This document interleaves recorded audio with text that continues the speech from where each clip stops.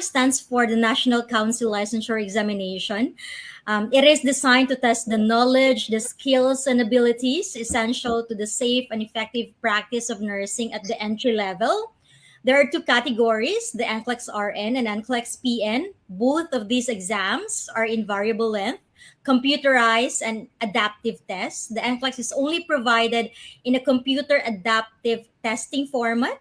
Regardless of the number of the items administered, the time limit for this examination currently is 5 hours.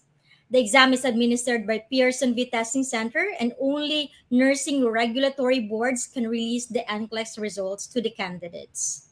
What Rachel said, NCLEX is the licensure examination. Here in the United States, you need to pass the licensure exam to be able to register as an RN or as an PN to practice as a nurse. You cannot be hired or employed here in the United States without your RN or PN license. In the very similar manner where immigrant nurses come over here to recruitment agencies and direct our agencies like Kinetics USA, your petition for immigration will actually not be started. We will not be able to petition you without your NCLEX. So NCLEX is very important, one, to practice as a nurse here in the United States, and two, for immigrant nurses to be able to start the petition to get you here to the United States. And the sooner that you can get it done, the faster that the immigration services could start with your petition.